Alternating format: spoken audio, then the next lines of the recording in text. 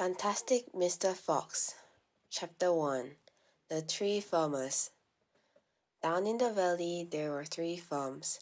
The owners of these farms had done well. They were rich men. They were also nasty men. All 3 of them were about as nasty and mean as any man you could meet. Their names were Farmer Boggis, Farmer Bonds, and Farmer Bean. Boggis was a chicken farmer. He kept thousands of chickens. He was enormously fat. This was because he ate 3 boiled chickens smothered with dumplings every day for breakfast, lunch, and supper. Bonds was a dog and goose farmer. He kept thousands of dogs and geese. He was a kind of pot-bellied dwarf. He was so short his chin would have been underwater in the shallow end of any swimming pool in the world. His food was doughnuts and goose livers. He mashed the livers into a disgusting paste and stuffed the paste into the doughnuts. This diet gave him a tummy ache and a beastly temper. Bean was a turkey and apple farmer. He kept thousands of turkeys in an orchard full of apple trees. He never ate any food at all. Instead, he drank gallons of strong cider which he made from the apples in his orchard. He was as thin as a pencil and the cleverest of them all. Boggis and Bonds and Bean, one fat, one short, one lean. These horrible crooks, so different in looks, were none the less equally mean. That is what the children round about used to sing when they saw them. Chapter 2. Mr. Fox. On a hill above the valley there was a wood. In the wood there was a huge tree.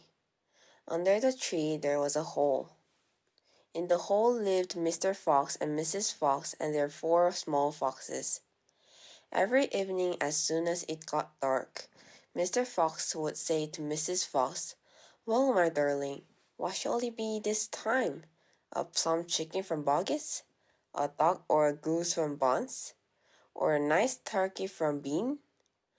And when Mrs. Fox had told him what she wanted, Mr. Fox would creep down into the valley in the darkness of the night and help himself. Boggis and Bonds and Bean knew very well what was going on and made it them wild with rage. They were not men who liked to give anything away. Less still did they like anything to be stolen from them. So every night each of them would take his shotgun and hide in a dark place somewhere on his own farm, hoping to catch the robber. But Mr. Fox was too clever for them. He always approached a farm with the wind blowing in his face, and this meant that if any men were lurking in the shadows ahead, the wind would carry the smell of that man to Mr. Fox's nose from far away. Thus, if Mr. Boggis was hiding behind his chicken house number 1, Mr. Fox would smell him out from 50 yards off and quickly change direction, heading for chicken house number 4 at the other end of the farm. "Dang and blast that lousy beast!" cried Boggis. "I'd like to rip his guts out," said Bonds. "He must be killed," cried Bean. "But how?" said Boggis. "How on earth can we catch the blackter?" Bean picked his nose delicately with a long finger. "I have a plan," he said. "You've never had a decent plan yet," said Bonds. "Shut up and listen," said Bean. "Tomorrow night we will all hide just outside the hole where the fox lives. We will wait there until he comes out, then bang, bang, bang, bang." "Very clever," said Bonds. "But first we shall have to find the hole." "My dear Bonds, I've already found it," said the crafty Bean. "It's up in the wood on the hill. It's under a huge tree." Chapter 3. The Shooting. "Well, my darling," said Mr. Fox, "what shall it be tonight?" "I think we'll have duck tonight," said Mrs. Fox. "Bring us 2 fat ducks, if you please, one for you and me, and one for the children." "Ducks it shall be," said Mr. Fox, Buns is best. Now do be careful, said Mrs. Fox. My darling, said Mr. Fox, I can smell those goons a mile away. I can even smell one from the other. Boggis gives off a filthy stink of rotten chicken skins.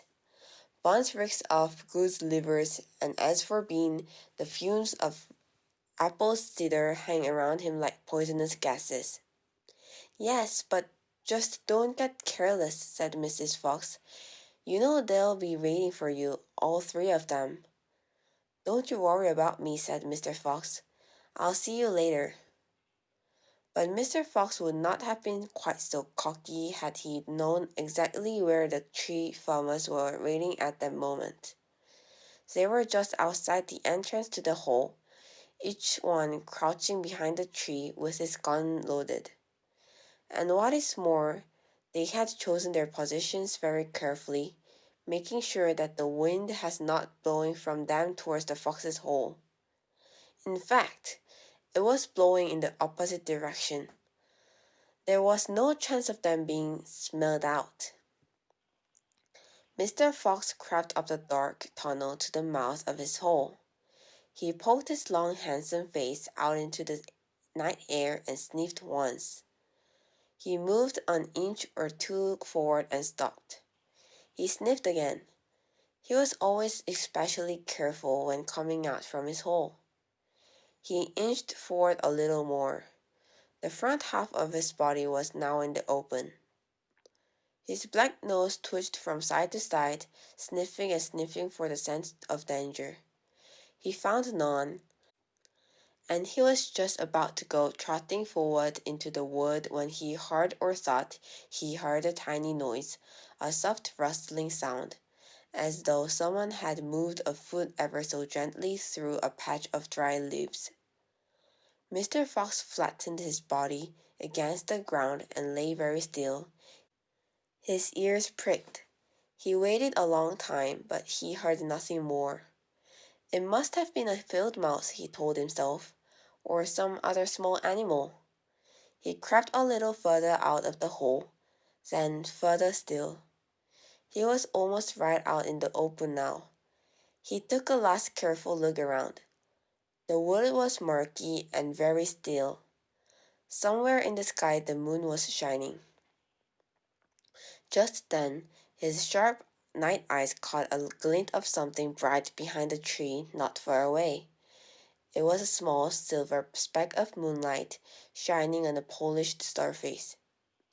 Mr. Fox lay still, watching it. What on earth was it? Now it was moving. It was coming up and up. Great heavens, it was the barrel of a gun. Quick as a whip, Mr. Fox jumped back into his hole, and at that same instant the entire wood seemed to explode around him. Bang, bang! Bang, bang! Bang, bang! The smoke from the three guns floated upward in the night air. Boggis and Buns and Bean came out from behind their trees and walked towards the hole. Did you get him? Said Bean. One of them shone a flashlight on the hole, and there on the ground in the circle of light, half in and half out of the hole, lay the poor, tattered, blood-stained remains of a fox's tail. Bean picked it up. We got the tail, but we missed the fox, he said, tossing the thing away. Dang and blast, said Boggis. We shot too late. We should have let fly the moment he poked his head out. We won't be poking it out again in a hurry, Buns said. Bean pulled a flask from his pocket and took a swig of cider. Then he said, It will take 3 days at least before he gets hungry enough to come out again. I'm not sitting around here waiting for that. Let's dig him out. Ah, said Boggis. Now you're taking sense. We can dig him out in a couple of hours. We know he's there.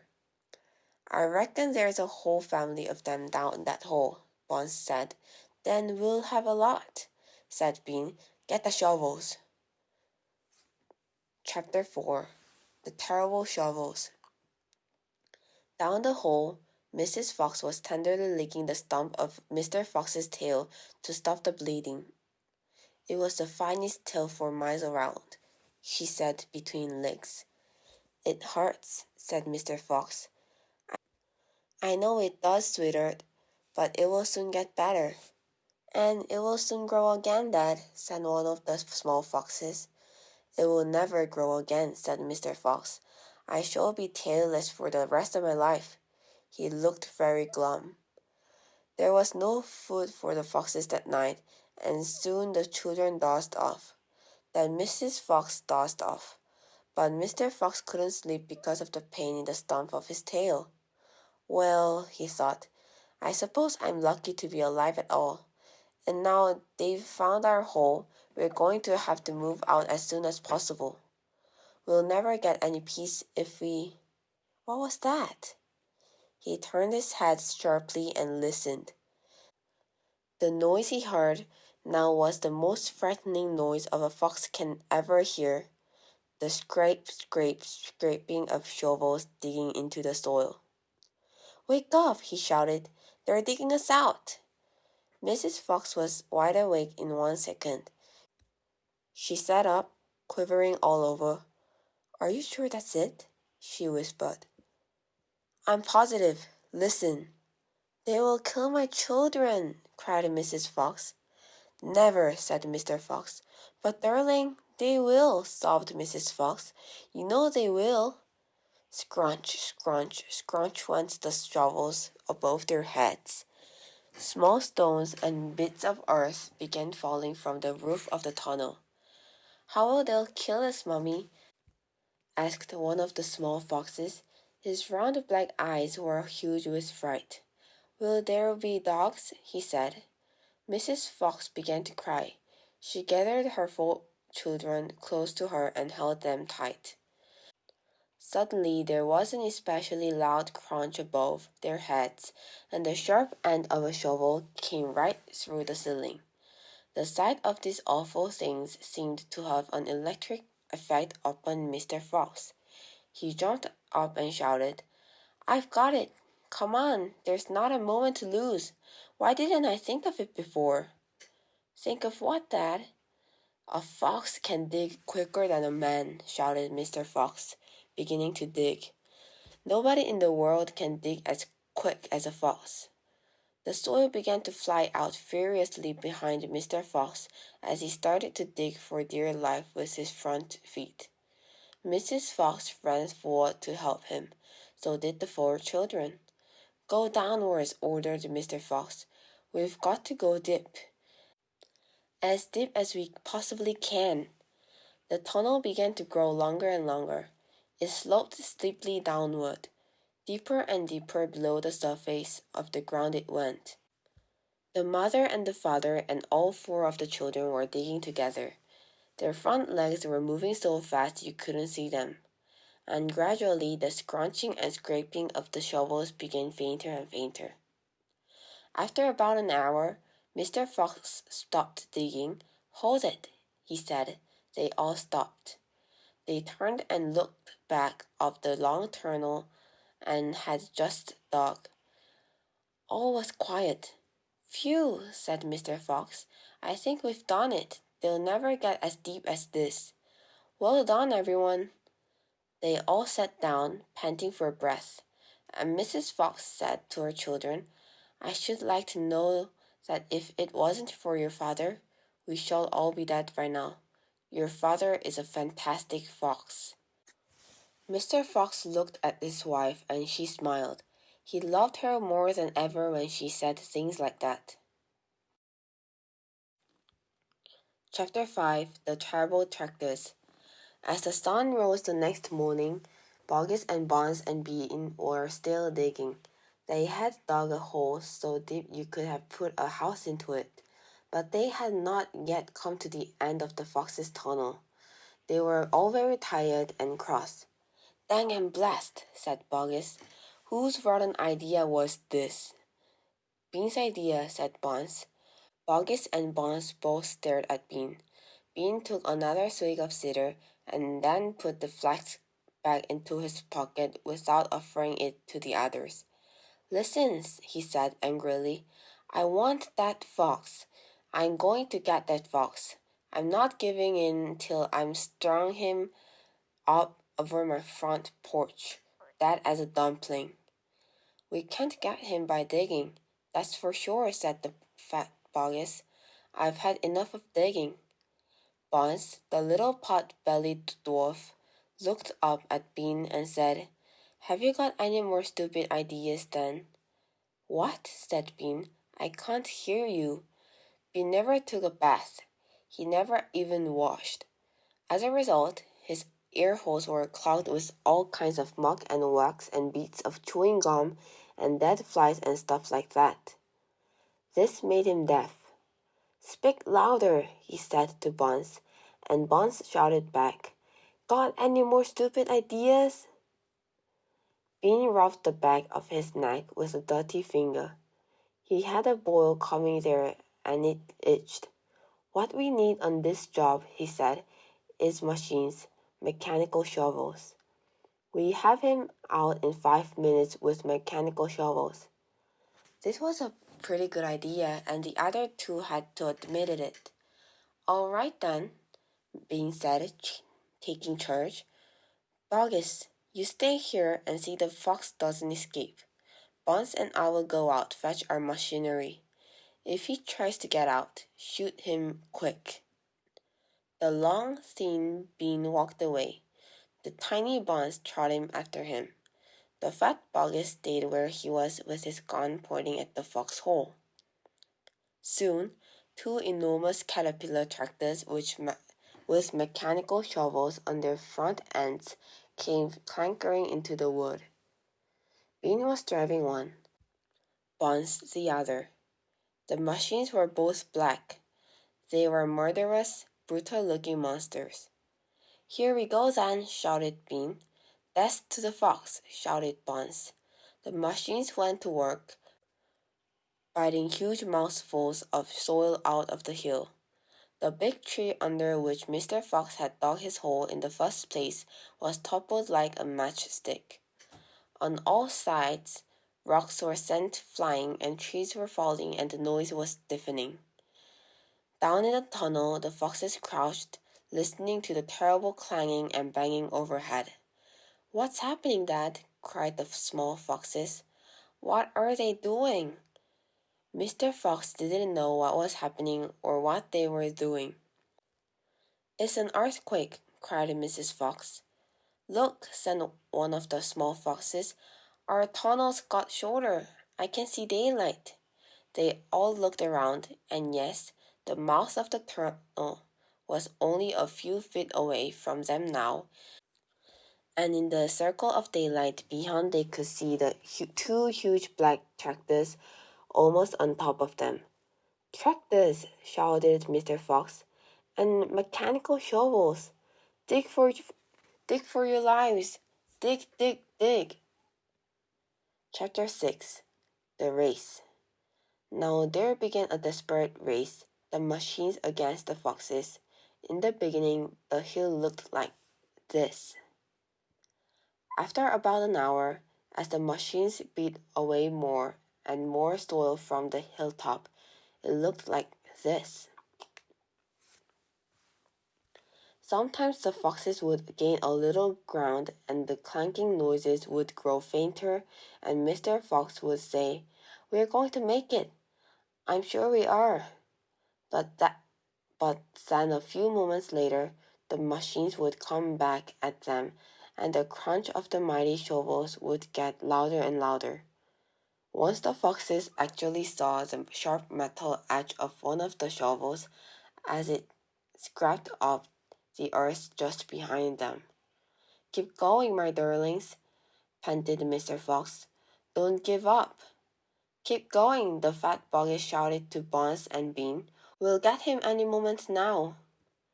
"Have you caught sight of him yet?" Bean called back. "Not yet," shouted Boggis, "but I think you're close." "I'll pick him up with my bucket," shouted Buns. "I'll chop him to pieces." But by lunchtime the machines were still at it, and so were the poor foxes. The hill now looked like this. The farmers didn't stop for lunch. They were too keen to finish the job. "Hey there, Mr. Fox," yelled Buns, leaning out of his tractor. "We're coming to get you now." "You've had your last chicken," yelled Boggis. "You'll never come prowling around my farm again." A sort of madness had taken hold of the three men. The tall skinny Bean and dwarfish pot-bellied Buns were driving their machines like maniacs, racing the motors and making the shovels dig at a terrific speed. The fat Boggis was hopping about like a dervish and shouting, "Faster! Faster!" By 5 o'clock in the afternoon, this is what had happened to the hill. The hole the machines had dug was like the crater of a volcano. It was such an extraordinary sight that crowds of people came rushing out from the surrounding villages to have a look. They stood on the edge of the crater and stared down at Boggis and Buns and Bean. "Hey there, Boggis, what's going on?" "We're after a fox." "You must be mad." The people jeered and laughed, but this only made the three farmers more furious and more obstinate and more determined than ever not to give up until they had caught the fox. Chapter 7. We'll Never Let Him Go. At 6 o'clock in the evening, Bean switched off the motor of his tractor and climbed down from the driver's seat. Buns did the same. Both men had had enough. They were tired and stiff from driving the tractors all day. They were also hungry. Slowly they walked over to the small fox's hole in the bottom of the huge crater. Bean's face was purple with rage. Buns was cursing the fox with dirty words that cannot be printed. Boggis came waddling up. "Dang and blast that filthy, stinking fox," he said. "What the heck do we do now?" "I'll tell you what we don't do," Bean said. "We don't get him go." "We'll never let him go," Buns declared. "Never, never, never," cried Boggis. "Did you hear that, Mr. Fox?" yelled Bean, bending low and shouting down the hole. "It's not over yet, Mr. Fox. We're not going home till we've strung you up dead as a dingbat." Whereupon the three men all shook hands with one another and swore a solemn oath that they would not go back to their farms until the fox was caught. "What's the next move?" asked Buns, the pot-bellied dwarf. "We're sending you down the hole to fetch him up," said Bean. "Down you go, you miserable midget." "Not me!" screamed Buns, running away. Bean made a sickly smile. When he smiled, you saw his scarlet gums. You saw more gums than teeth. "Then there's only one thing to do," he said. "We starve him out. We camp here day and night watching the hole. He'll come out in the end. He'll have to." So Boggis and Buns and Bean sent messages down to their farms asking for tents, sleeping bags, and supper. Chapter 8. The Foxes Began to Starve. That evening 3 tents were put up in the crater of the hill, one for Boggis, one for Buns, and one for Bean. The tents surrounded Mr. Fox's hole, and the 3 farmers sat outside their tents eating their supper. Boggis had 3 boiled chickens smothered in dumplings. Buns had 6 donuts filled with disgusting goose liver paste, and Bean had 2 gallons of cider. All 3 of them kept their guns beside them. Boggis picked up a steaming chicken and held it close to the fox's hole. "Can you smell this, Mr. Fox?" he shouted. "Lovely, tender chicken. Why don't you come up and get it?" The rich scent of chicken wafted down the tunnel to where the foxes were crouching. "Oh, Dad," said one of the small foxes. "Couldn't we just sneak up and snatch it out of his hand?" "Don't you dare," said Mrs. Fox. That's just what they want you to do. But we're so hungry. Don't you dare, said Mrs. Fox. That's just what they want you to do. But we're so hungry, they cried. How long will it be till we get something to eat? Their mother didn't answer them, nor did their father. There was no answer to give. As darkness fell, Buns and Beans switched on the powerful headlamps of the two tractors and shone them onto the hole. Now, said Bean, we'll take it in turn to keep watch. One watches while two keep, and so on all through the night.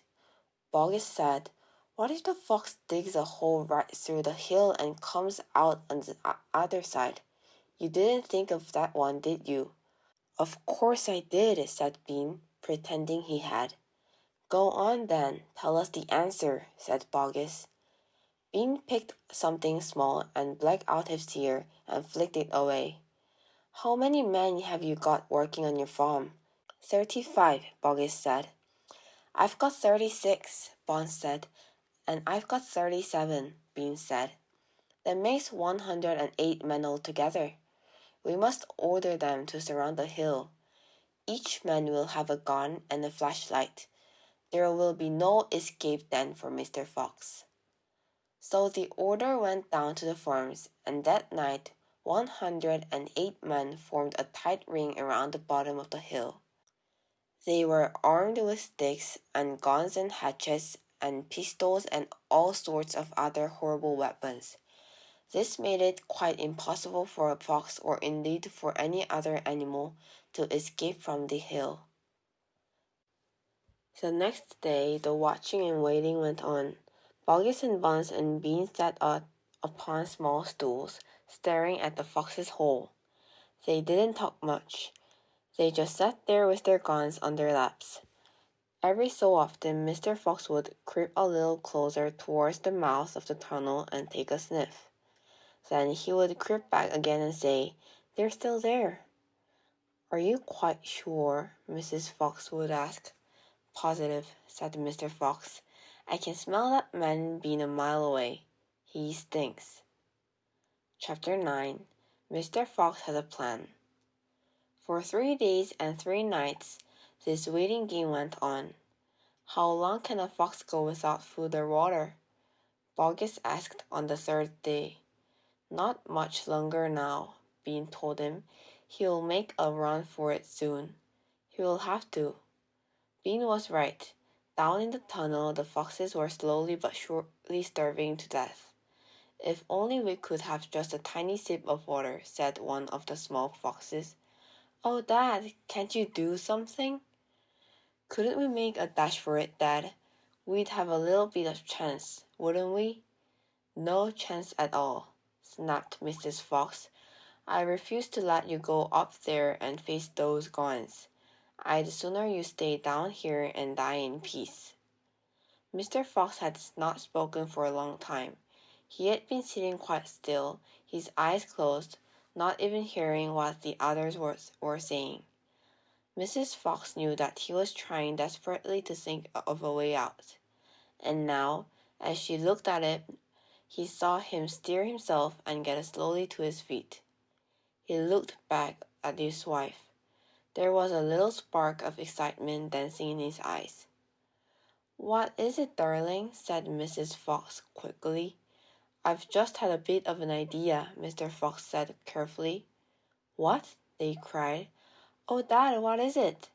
Come on, said Mrs. Fox. Tell us quickly. Well, said Mr. Fox. Then he stopped and sighed and sadly shook his head. He sat down again. It's no good, he said. It won't work after all. Why not, Dad? Because it means more digging and we aren't any of us strong enough for that after 3 days and nights without food. Yes, we are, Dad, cried the small foxes, jumping up and running to their father. We can do it. You see if we can't, so can you. Mr. Fox looked at the small 4 foxes and he smiled. What fine children I have, he thought. They are starving to death, and they haven't had a drink for 3 days, but they're still undefeated. I must not let them down. I suppose we could give a try, he said. Let's go, Dad. Tell us what you want us to do. Slowly, Mrs. Fox got to her feet. She was suffering more than any of them from the lack of food and water. She was very weak. I am so sorry, she said, but I don't think I'm going to be much help. You stay right where you are, my darling, said Mr. Fox. We can handle this by ourselves. Chapter 10. Boggis's Chicken House Number 1. This time we must go in a very special direction, said Mr. Fox, pointing sideways and downward. So he and his 4 children started to dig once again. The work went much more slowly now, yet they kept at it with great courage, and little by little the tunnel began to grow. Dad, I wish you would tell us where we are going, said one of the children. I dare not do that, said Mr. Fox, because this place I am hoping to get to is so marvelous that if I described it to you now, you would go crazy with excitement. And then if you failed to get there, which is very possible, you would die of disappointment. I don't want to raise your hopes too much, my darlings. For a long, long time, they kept on digging. For how long they did not know, because there were no days and no nights down there in the murky tunnel. But at last Mr. Fox gave the order to stop. I think, he said, we had better take a peep upstairs now and see where we are. I know where I want to be, but I can't possibly be sure we're anywhere near it. Slowly, warily, the foxes began to slope the tunnel up towards the surface. Up and up it went, until suddenly they came up to something hard above their heads, and they couldn't go up any further. Mr. Fox reached up to examine this hard thing. It's wood, he whispered.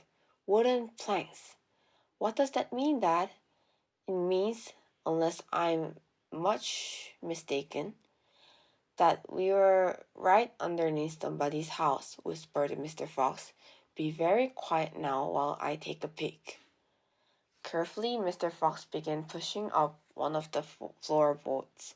The boards creaked most terribly, and they all ducked down, waiting for something awful to happen. Nothing did, so Mr. Fox pushed up a second board, and then, very, very cautiously, he poked his head up through the gap. He let out a shriek of excitement. I've done it, he yelled. I've done it first time. I've done it. I've done it. He pulled himself up through the gap in the floor and started prancing and dancing with joy. Come on up, he sang out. Come up and see where you are, my darlings. What a sight for a hungry fox! Hallelujah! Hooray! Hooray! The 4 small foxes scrambled up out of the tunnel, and what a fantastic sight it was that now met their eyes. They were in a huge shed, and the whole place was teeming with chickens. There were white chickens and brown chickens and black chickens by the thousands. Boggis's Chicken House Number 1, cried Mr. Fox. It's exactly what I was aiming at. I hit it slap in the middle. First time. Isn't that fantastic? And, if I may say so, rather clever. The small foxes went wild with excitement. They started running around in all directions, chasing the stupid chickens. Wait, ordered Mr. Fox. Don't lose your heads. Stand back. Come down. Let's do this properly. First of all, everyone have a drink of water. They all ran over to the chickens drinking through and lapped up the lovely cool water. Then Mr. Fox chose 3 of the plumpest hens, and with a clever flick of his jaws he killed them instantly. Back to the tunnel, he ordered. Come on, no fooling around. The quicker you move, the quicker you shall have something to eat. One after another, they climbed down through the hole in the floor, and soon they were all standing once again in the dark tunnel. Mr. Fox reached up and pulled the floorboards back into place. He did this with great care. He did it so that no one could tell they had ever been moved.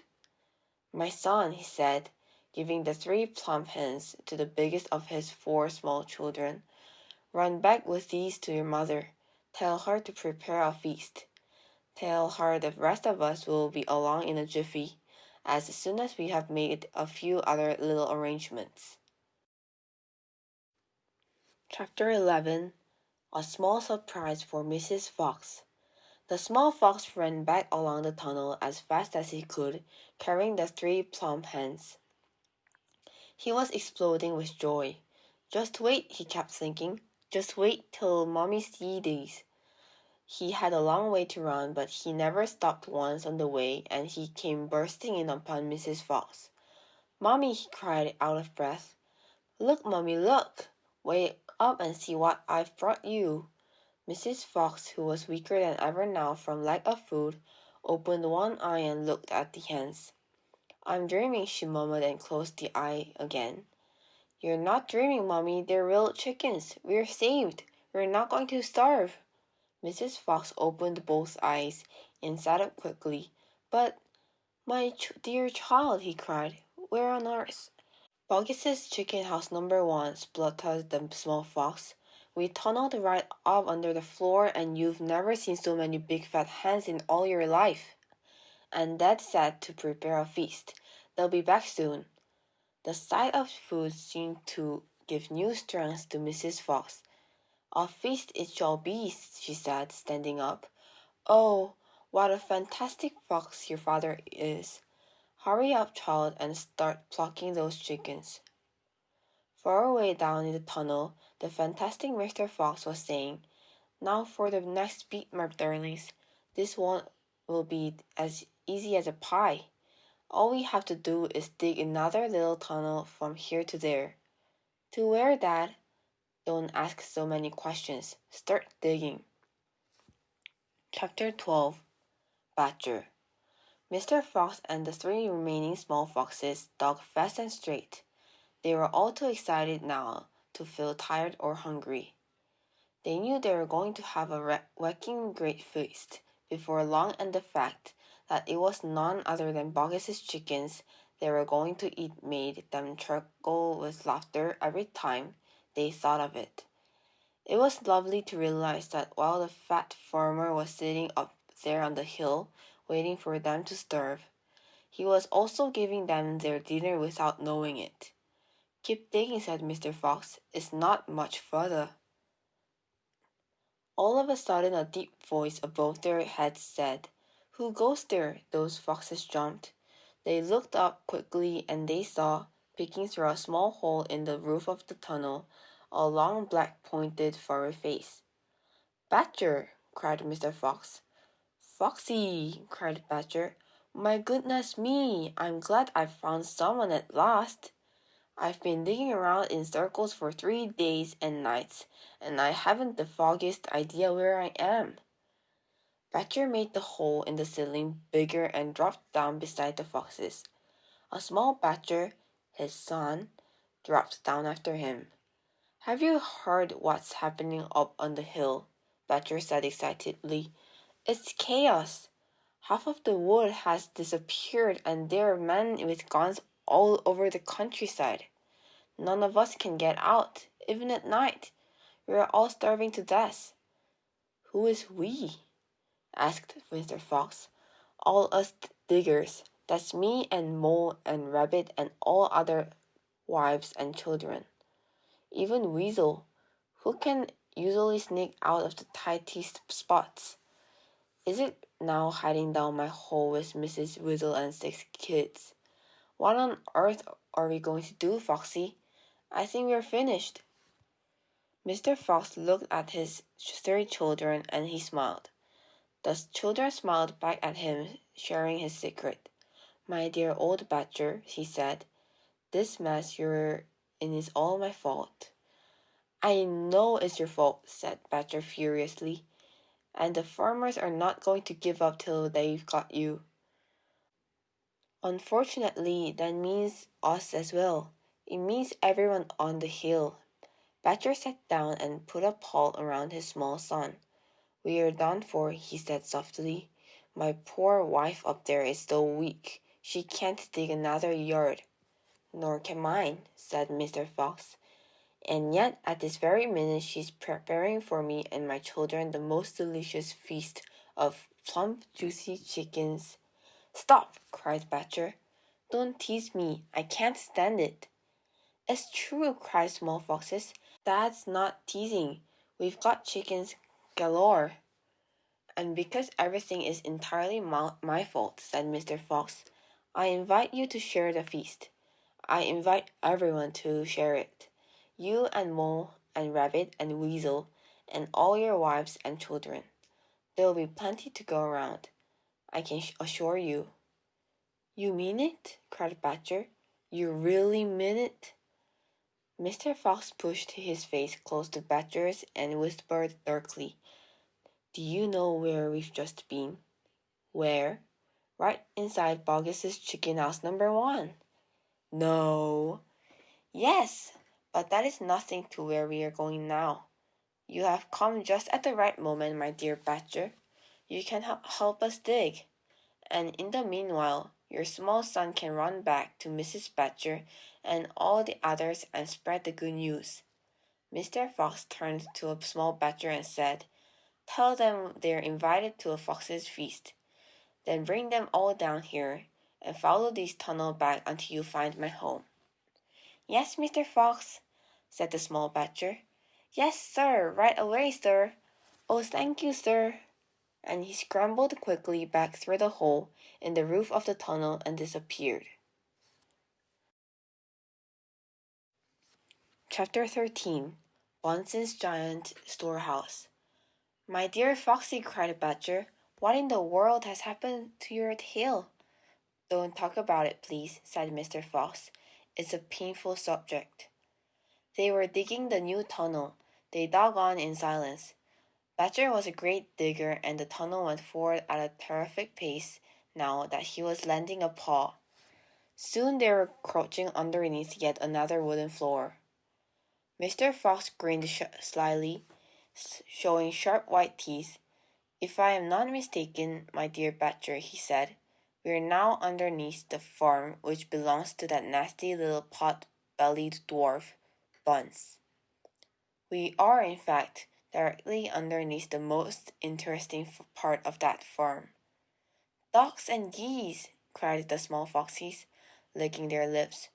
Juicy tender ducks and big fat geese. Exactly, said Mr. Fox. But how in the world can you know where we are? Asked Badger. Mr. Fox grinned again, showing even more white teeth. Look, he said, I know my way around these farms blindfold. For me, it's just as easy below ground as it is above it. He reached high and pushed up one wooden floorboard, then another. He poked his head through the gap. Yes, he shouted, jumping up into the room above. I've done it again. I've hit it smack on the nose, right in the bull's-eye. Come and look. Quickly, Badger and the 3 small foxes scrambled up after him. They stopped and stared. They stood and gaped. They were so overwhelmed they couldn't speak, for what they now saw was a kind of fox's dream, a badger's dream, a paradise for hungry animals. This, my dear old Badger, proclaimed Mr. Fox, is Bunce's mighty storehouse. All his finest stuff is stored in here before he sends it off to market. Against all the 4 walls of the great room, stacked in cupboards and piled up on shelves, reaching from floor to ceiling, were thousands and thousands of the finest and fattest ducks and geese, plucked and ready for roasting. And up above, dangling from the rafters, there must have been at least 100 smoked hams and 50 sides of bacon. Just feast your eyes on that, cried Mr. Fox, dancing up and down. What do you think of it, eh? Pretty good grub. Suddenly, as though springs had been released in their legs, the three hungry small foxes and the ravenously hungry badger sprang forward to grab the luscious food. "Stop," ordered Mr. Fox. "This is my party, so I shall do the choosing." The others fell back, licking their chops. Mr. Fox began prowling around the storehouse, examining the glorious display with an expert eye. A thread of saliva slid down one side of his jaw and hung suspended in mid-air, then snapped. "We mustn't overdo it," he said. "Mustn't give the game away. Mustn't let them know what we have been up to. We must be neat and tidy and take just a few of the choicest morsels. So, to start with, we shall have 4 plump young ducks." He took them from the shelf. "Oh, how lovely and fat they are! No wonder Buns gets a special price for them in the market. All right, Badger, lend me a hand to get them down. You children can help as well. There we go. Goodness me, look how your mouths are watering. And now, I think we had better have a few geese. 3 will be quite enough. We'll take the biggest. Oh my, you'll never see finer geese than these in a king's chicken. Gently does it. That's the way. And what about a couple of nice smoked hams? I adore smoked ham. Don't you, Badger? Fetch me that step ladder, will you please?" Mr. Fox climbed up the ladder and handed down 3 magnificent hams. "And do you like bacon, Badger?" "I'm mad about bacon," cried Badger, dancing with excitement. "Let's have a side of bacon, that big one up there." "And carrots, Dad," said the smallest of the 3 small foxes. "We must take some of those carrots." "Don't be a turp," said Mr. Fox. "You know we never eat things like that." "It's not for us, Dad. It's for the rabbits. They only eat vegetables." "My goodness me, you're right," cried Mr. Fox. "What a thoughtful little fellow you are. Take 10 bunches of carrots." Soon, all this lovely loot was lying in a neat heap upon the floor. The small foxes crouched close, their noses twitching, their eyes shining like stars. "And now," said Mr. Fox, "we shall have to borrow from our friend Buns 2 of those useful push carts over in the corner." He and Badger fetched the push carts, and the ducks and geese and hams and bacon were loaded onto them. Quickly the push carts were lowered through the hole in the floor. The animals slid down after them. Back in the tunnel, Mr. Fox again pulled the floorboards very carefully into place so that no one could see they had been moved. "My darlings," he said, pointing to 2 of the 3 small foxes, "take a cart each and run back as fast as you can to your mother. Give her my love and tell her we are having guests for dinner. The badgers, the moles, the rabbits, and the weasels. Tell her it must be a truly great feast. And tell her the rest of us will be home as soon as we've done one more little job." "Yes, Dad, right away, Dad," they answered, and they grabbed a trolley each and went rushing off down the tunnel. Chapter 14. Badger Has Stops. "Just one more visit," cried Mr. Fox, "and I'll bet I know where that will be," said the only small fox now left. He was the smallest fox of them all. "Where?" asked Badger. "Well," said the smallest fox, "we've been to Boggs, and we've been to Buns, but we haven't been to Bean. It must be Bean." "You're right," said Mr. Fox, "but what you don't know is which part of Bean's place we're about to visit." "Which?" they said both together. "Aha," said Mr. Fox, "just you wait and see." They were digging as they talked. The tunnel was going forward fast. Suddenly, Badger said, "Doesn't this worry you just a tiny bit, Foxy?" "Worrying me?" said Mr. Fox. "What?" "All this stealing." Mr. Fox stopped digging and stared at Badger as though he had gone completely dotty. "My dear old furry frump," he said, "do you know anyone in the whole world who wouldn't swipe a few chickens if his children were starving to death?" There was a short silence while Badger thought deeply about this. "You are far too respectable," said Mr. Fox. "There is nothing wrong with being respectable," Badger said. "Look," said Mr. Fox, "Boggis and Buns and Bean are out to kill us. You realize that, I hope?" "I do, Foxy, I do indeed," said the gentle Badger, "but we're not going to stoop to their level. We don't want to kill them." "I should hope not, indeed," said Badger. "We wouldn't dream of it," said Mr. Fox. "We shall simply take a little food here and there to keep us and our families alive. Right?" I suppose we'll have to," said Badger. "If they want to be horrible, let them," said Mr. Fox. "We down here are decent, peace-loving people." Badger laid his head on one side and smiled at Mr. Fox. "Foxy," he said, "I love you." "Thank you," said Mr. Fox, "and now let's get on with the digging." 5 minutes later, Badger's front paws hit against something flat and hard. "What on earth is this?" he said. "It looks like a solid stone wall." He and Mr. Fox scraped away the soil. It was a wall, but it was built of bricks, not stones. The wall was right in front of them, blocking their way. "Now who in the world would build a wall under the ground?" asked Badger. "Very simple," said Mr. Fox. "It's the wall of an underground room, and if I'm not mistaken, it is exactly what I'm looking for."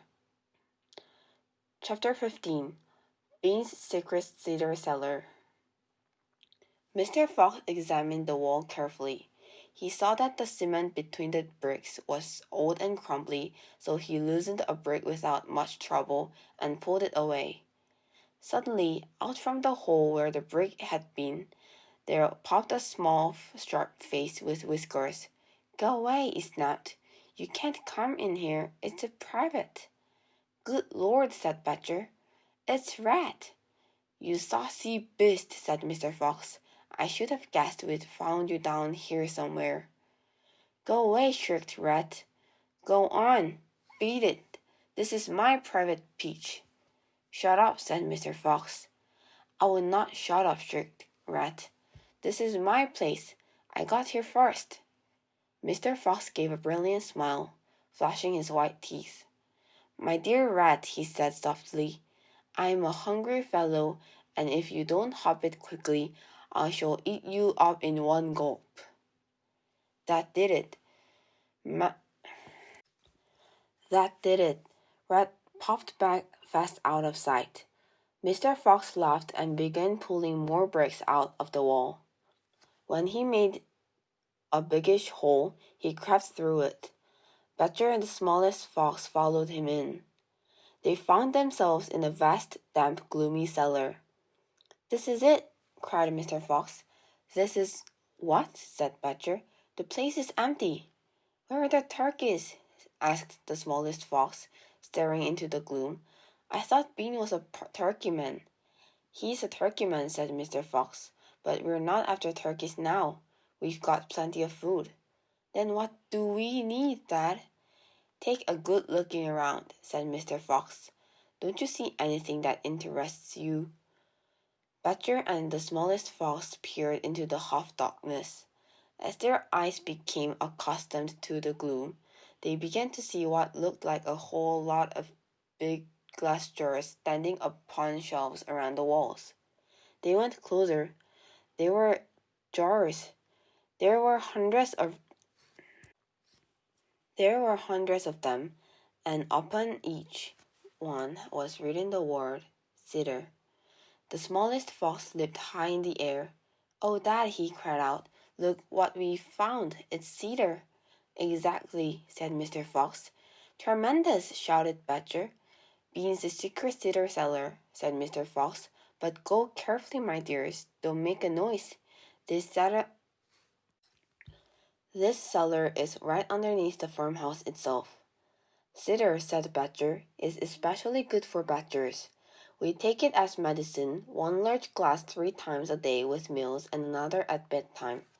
"It will make the feast into a banquet," said Mr. Fox. While they were talking, the smallest fox had sneaked a jar off the shelf and had taken a gulp. Wow, he gasped. Wowee! You must understand this was not the ordinary weak, fizzy cider one buys in a store. It was the real stuff, a home-brewed fiery liquor that burned in your throat and boiled in your stomach. Ah, gasped the smallest fox. This is some cider.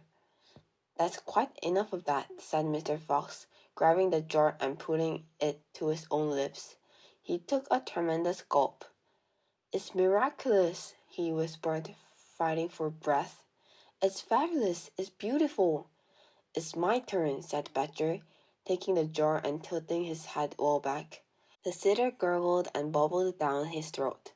It's like melted gold, he gasped. Oh, Foxy, it's like drinking sunbeams and rainbows. You're poaching, shrieked Rat. Put that down at once. There will be none left for me. Rat was perched upon the highest shelf in the cellar, peering out from behind a huge jar. There was a small rubber tube inserted in the neck of the jar, and Rat was using this tube to suck out the cider. You're drunk, said Mr. Fox. Mind your own business, shrieked Rat, and if you great clumsy brutes come messing about in here, we'll be caught. Get out and leave me to steep my cider in peace. At that moment, they heard a woman's voice calling out in the house above them. Hurry up and get that cider, Melville, the voice called. You know Mr. Bean doesn't like to be kept waiting, especially when he's been out all night in the tent. The animals froze. They stayed absolutely still, their ears pricked, their bodies tense. Then they heard the sound of a door being opened. The door was at the top of a flight of stone steps leading down from the house to the cellar. And now, someone was starting to come down those steps. Chapter 16. The Woman. Quick, said Mr. Fox. Hide. He and Badger and the smallest fox jumped up onto a shelf and crouched behind a row of big cider jars. Peering around the jars, they saw a huge woman coming down into the cellar. At the foot of the steps, the woman paused, looking to right and left. Then she turned and headed straight for the place where Mr. Fox and Badger and the smallest fox were hiding. He stopped right in front of them. The only thing between her and them was a row of cider jars. She was so close, Mr. Fox could hear the sound of her breathing. Peeping through the crack between two bottles, he noticed that she carried a big rolling pin in one hand. How many will he want this time, Mrs. Bean? The woman shouted, and from the top of the steps the other voice called back, Bring up 2 or 3 jars. He drank 4 yesterday, Mrs. Bean. Yes, but he won't want that many today because he's not going to be up there more than a few hours longer. He says the fox is bound to make a run for it this morning. It can't possibly stay down that hole another day without food. The woman in the cellar reached out and lifted a jar of cider from the shelf. The jar she took was next, but one to the jar behind which Mr. Fox was crouching. I'll be glad when the rotten brute is killed up and strung up on the front porch, she called out. And by the way, Mrs. Bean, your husband promised I could have the tail as a souvenir. The tail's been all shot to pieces, said the voice from upstairs. Don't you know that? You mean it's ruined? Of course it's ruined. They shot the tail but missed the fox. Oh heck, said the big woman. I did still want the tail. You can have the head instead, Mabel. You can get it stuffed and hang it on your bedroom wall. Hurry up now with that cider. Yes, ma'am, I'm coming, said the big woman, and she took a second jar from the shelf. If she takes one more, she'll see us, thought Mr. Fox. He could feel the smallest fox's body pressed tightly against his own, quivering with excitement. Will be 2 enough, Mrs. Bean, or shall I take 3? My goodness, Mabel, I don't care as long as you get a move on. Then 2 it is, said the huge woman, speaking to herself now. He drinks too much anyway. Carrying a jar in each hand and with the rolling pin tucked under one arm, she walked away across the cellar. At the foot of the steps, she paused and looked around, sniffing the air. There's rat down here again, Mrs. Bean. I can smell him. Then poison them, woman, poison them. You know where the poison's kept. Yes, ma'am, Mabel said. She climbed slowly out of sight of the steps. The door slammed. Quick, said Mr. Fox. Grab a jar each and run for it. Rat stood on his high shelf and shrieked. What did I tell you? You nearly got nabbed, didn't you? You nearly gave the game away. You keep out of here from now on. I don't want you around. This is my place. You, said Mr. Fox, are going to be poisoned. Poppycock, said Rat. I sit up here and watch her putting the stuff down. She'll never get me. Mr. Fox and Badger and the smallest fox ran across the cellar, clutching a gallon jar each. Goodbye, Rat, they called out as they disappeared through the hole in the wall. Thanks for the lovely cider. Thieves, shrieked Rat. Robbers, bandits, burglars.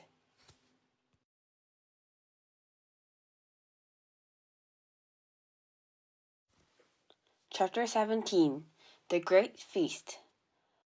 Back in the tunnel they paused so that Mr. Fox could break up the hole in the wall. He was humming to himself as he put the bricks back into place.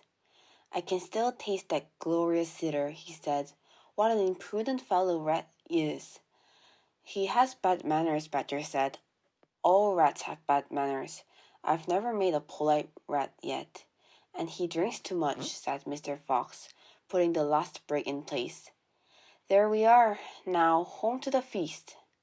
They grabbed their jars of cider and went off they went. Mr. Fox was in front, the smallest fox came next, and Badger last. Along the tunnel they flew, past the turning that led to Bunce's mighty storehouse, past Boggis's chicken house number 1, and then up the long home stretch towards the place where they knew Mrs. Fox would be mating. Keep it up, my darlings, shouted Mr. Fox. We'll soon be there. Think what's waiting for us at the other end. And just think what we are bringing home with us in these jars. That ought to cheer up poor Mrs. Fox. Mr. Fox sang a little song as he ran. Home again swiftly I glide, back to my beautiful bride. She'll not feel so rotten as soon as she's gotten some cider inside her inside. Then Badger joined in. Oh, poor Mrs. Badger, she cried. So hungry she very near died, but she will not feel so hollow, if only she will swallow some cider inside her inside. They were still singing as they rounded the final corner and burst in upon the most wonderful and amazing sight any of them had ever seen. The feast was just beginning. A large dining room had been hollowed out of the earth, and in the middle of it, seated around a huge table, were no less than 29 animals. They were Mrs. Fox and 3 small foxes, Mrs. Badger and 3 small badgers, Mole and Mrs. Mole and 4 small moles, Rabbit and Mrs. Rabbit and 5 small rabbits, Weasel and Mrs. Weasel and 6 small weasels.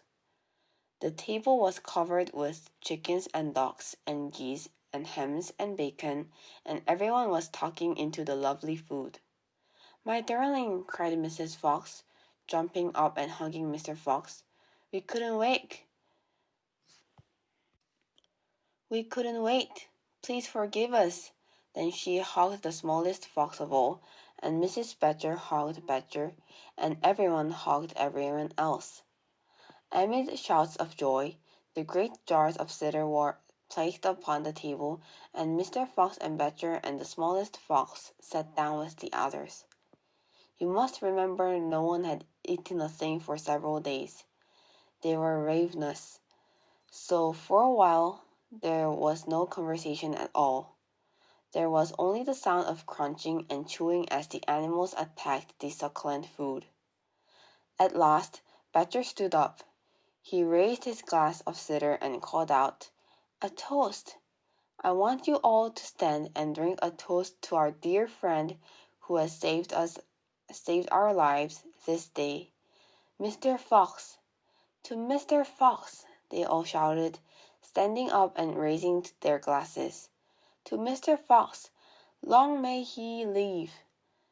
Then Mrs. Fox got shyly to her feet and said, "I don't want to make a speech. I just want to say one thing, and it is this. My husband is a fantastic fox." Everyone clapped and cheered. Then Mr. Fox himself stood up. "This delicious meal," he began, then he stopped. In the silence that followed, he let fly a tremendous belch. There was laughter and more clapping.